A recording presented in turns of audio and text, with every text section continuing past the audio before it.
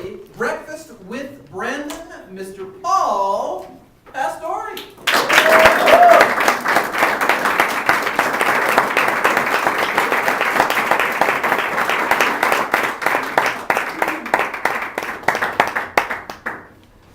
Mr. Toastmaster, fellow Toastmasters, and most welcome guests.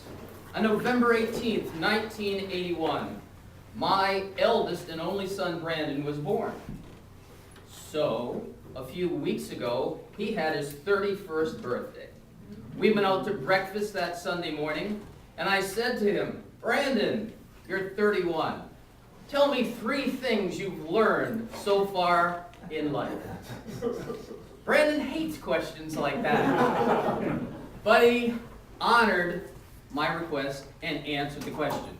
Then he turned to me and he said, Hey, Dad, what have you learned?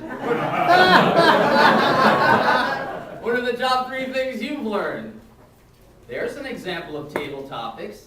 And I thought for a minute, and I said, okay, Brandon, let's start with the first thing I learned just a few weeks ago.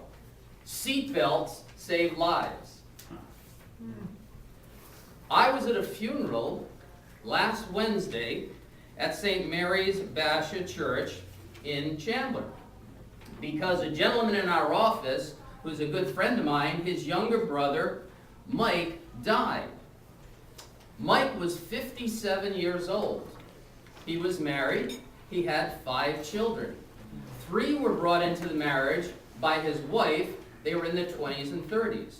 2 were from this marriage.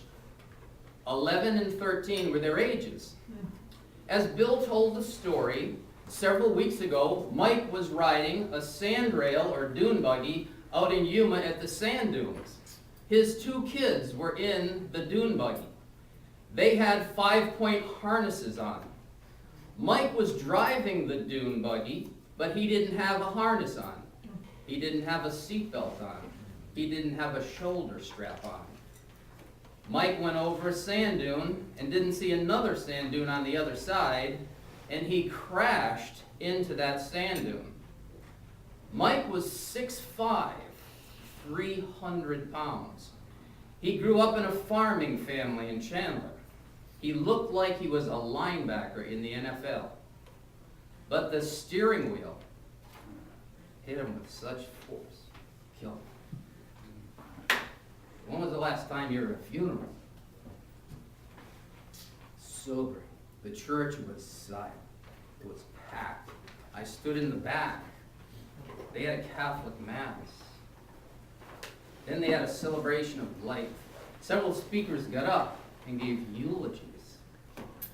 They had to pause during the eulogy to wipe away a tear and just compose themselves. On the side of the church, after the eulogies, they projected pictures of better times, family pictures, vacations. Mike didn't have a seatbelt on.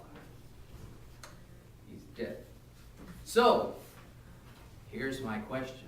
How many people here would honestly say that in 90% or more situations, when they're in their car, they're wearing their seatbelt?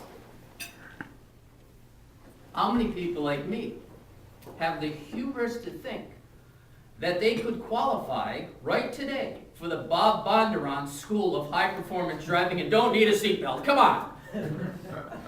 All right. So I have had a bad habit of in town not wearing my seatbelt. And as Darlene mentioned, there are a lot of people in this distracted time who are shaving, eating, putting on their makeup. Just the other day I was jogging with Lisa. And whenever I'm in the car with Lisa, I wear my seatbelt. Because she can't qualify for the National Race Car Association like I can. And she was about to cross a street and the light was flashing white. It's okay to cross. She went to step in the street. I said, holy moly. Somebody just zipped right through. She would have been dead. So wearing seatbelts is a good idea, and being cautious of how other people are driving, absolutely positively amazing. I said, Brandon, that's number 1. Lesson number 2. I said faith is fundamental.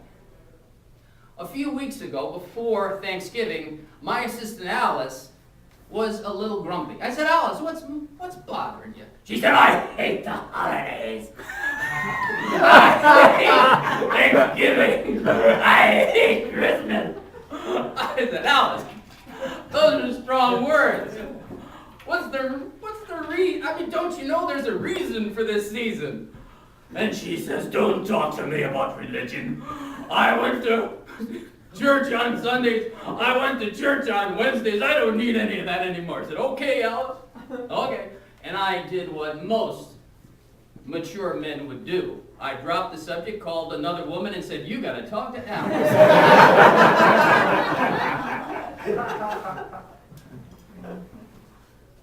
I just listed a lady's house. 5 years ago, her husband died. She's in her 70s. 3 years ago, her son died. 6 months ago, her daughter died. She used to golf.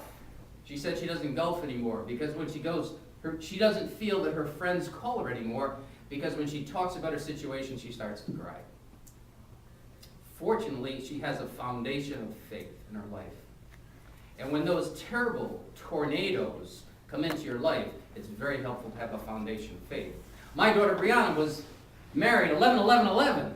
What a great day if you're bad at remembering your anniversaries. About a month before her 1-year anniversary, she found out that her wonderful husband had cheated on her. Fortunately, she has a foundation of faith to get her through those times. I'm from Rhode Island. You might have read Lincoln Chafee just came out with a proclamation to people that work in the state of Rhode Island, and he said, they're not to be called Christmas trees, they're holiday trees.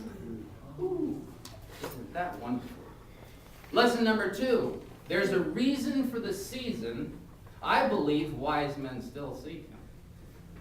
And the third lesson I shared with my son Brandon was health is your first wealth.